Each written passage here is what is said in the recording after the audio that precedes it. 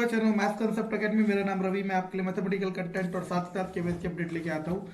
तो जैसा कि कई दिनों से बच्चे कह रहे थे, तो हमने दोबारा स्टार्ट कर दिया है इंग्लिश की वोकैब सीरीज। ठीक है ना। अब से डेली इंग्लिश की वोकैब सीरीज आएगी और पहले बहुत सारी सीरीज जो आ चुकी है उसी के कंटिन्यूशन में आएगी और बहुत हेल्प करेगी।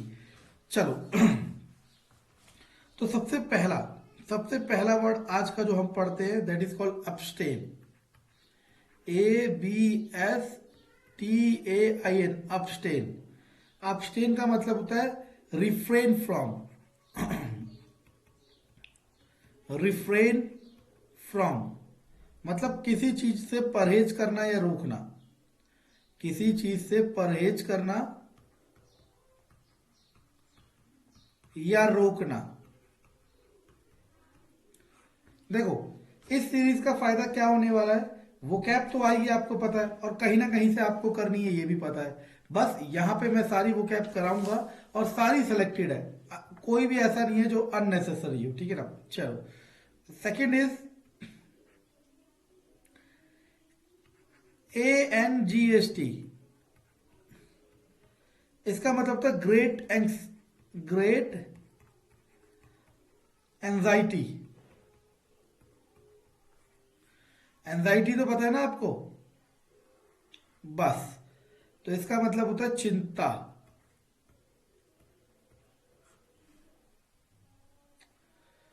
Next is agony. इसका मतलब होता है एक्सट्रीम सफरिंग।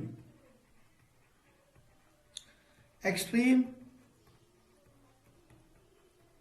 सफरिंग यानी कि पेन, बहुत ज्यादा दर्द। एक होता है एट्रोसिटी। मेट्रोसिटी नहीं, एट्रोसिटी। एट्रोसिटीज। एट्रोसिटीज इसका मतलब होता है जुल्म।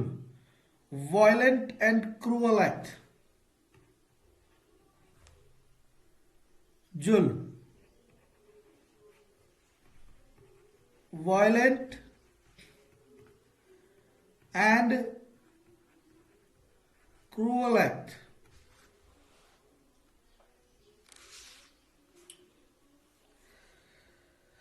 हाँ, एक होता है, ये वर्ड तो बहुत कॉमन है, आप तो छोटे छोटे बच्चे यूज करते हैं, बुली। बुली का मतलब होता है परेशान करना या छेड़ना या डराना, कुछ भी है। ठीक है ना। परेशान करना, दैट इज कॉल्ड बुली। अब बहुत कॉमन वर्ड हो गया। ऐसा ही एक और वर्ड होता है, इसका आप मुझे बताना। पोक। सुना है वर्ड डोंट पोक मी। डोंट पोक एट मी या डोंट पोक मी।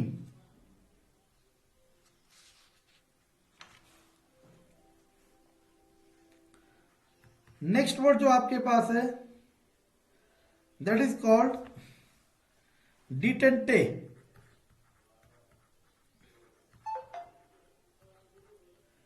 ये वर्ड आपके काम के लिए that is called lack of stress.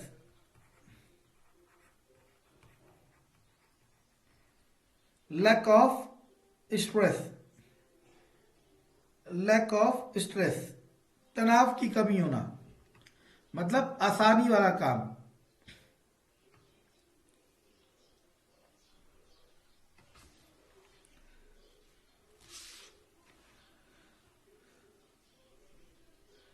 एक वर्ड आप लोगों ने सुना होगा हेजिटेट।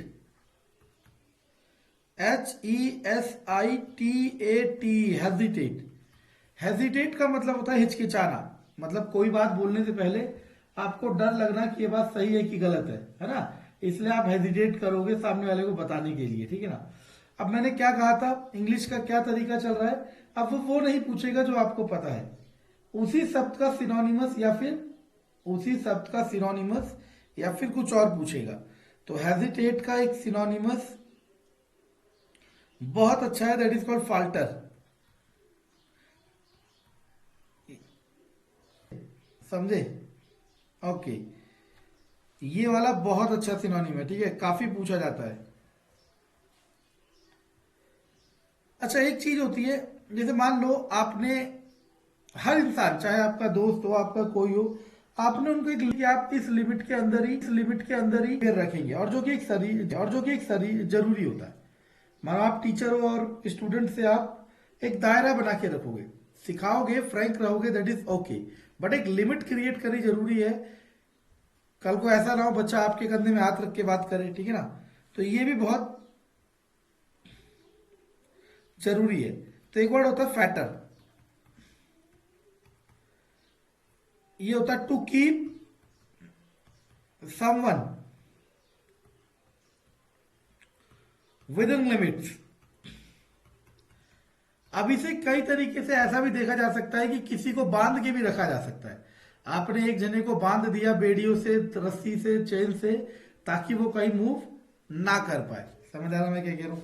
ऐसे भी देखा जा सकता है। चलो देखते हैं कौन प्रीवियसली याद है कि नहीं है। गिगनेटिक, इसका मतलब था एक्सट्रीमली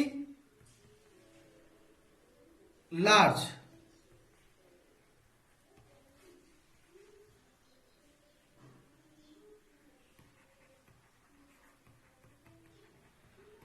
एक वर्ड था मैग्निमस, नहीं मैग्निमस नहीं था, मैग्ना,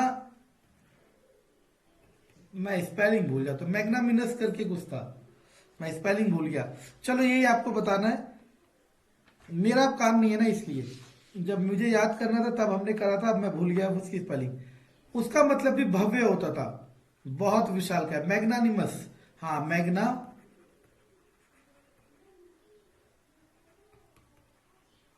मैग्नानिमस, भव्य, विशाल का है।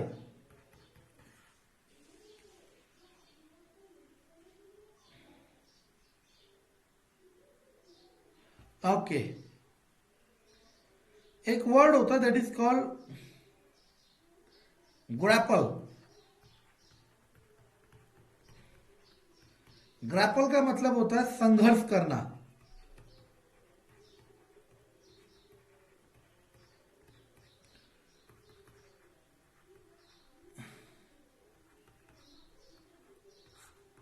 ग्रैपल का मतलब होता है संघर्ष करना, और हर कोई संघर्ष कर रहा है, बस किसी का दिखता है, किसी का नहीं दिखता। समझ आ रहा मैं क्या कह रहा हूं?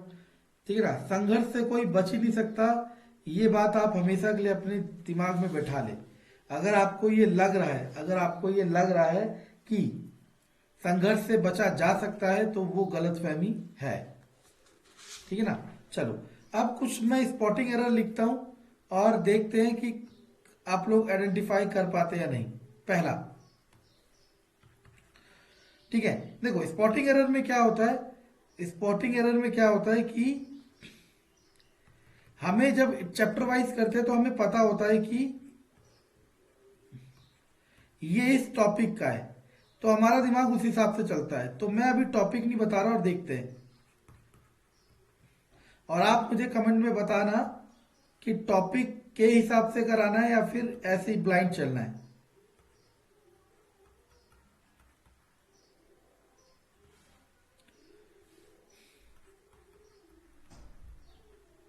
Okay, my sister has read pages after pages of the Bible and no error. कौन से पार्ट में आपको एरर दिख रहा है, आपको मुझे कमेंट में बताना है। अब एरर है इसमें, क्योंकि ये होता है page after page, page after page. जो प्रीपोजिशन होता है ना, उसमें ये दोनों नाउन सिंगुलर फॉर्म में आते हैं।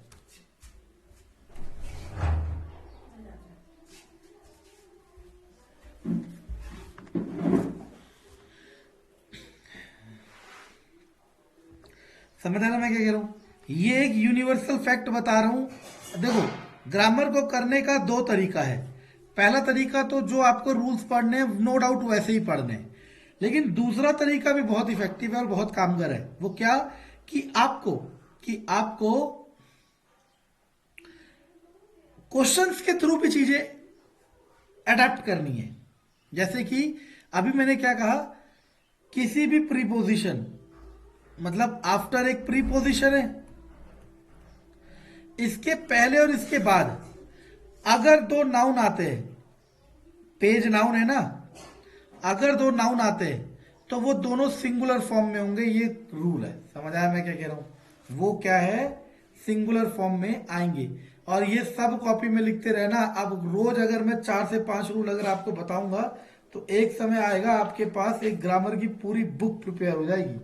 ठीक है ना? He takes pen over his work.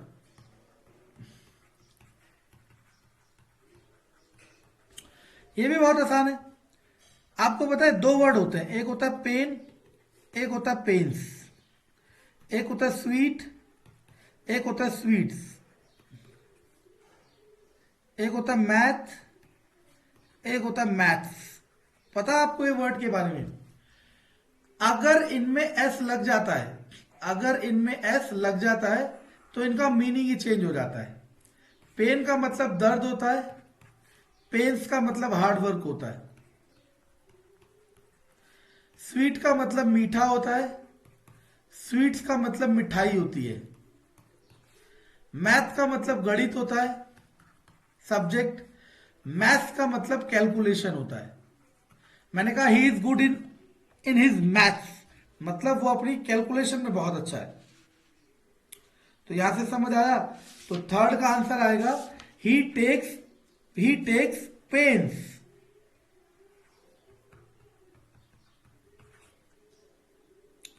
समझ आया मैं क्या कह रहा हूं? चलो, ही टेक्स पेन्स, ही टेक्स पेन्स। समझ आया? चलो, इसी तरीके से आपको ये चीजें समझनी है और करनी है। समझ आ रहा मैं क्या कह रहा हूं? पसंद आए तो लाइक सब्सक्राइब शेयर जरूर करें। इस चीज को बहुत आगे तक ले जानी है ताकि आपके काम आ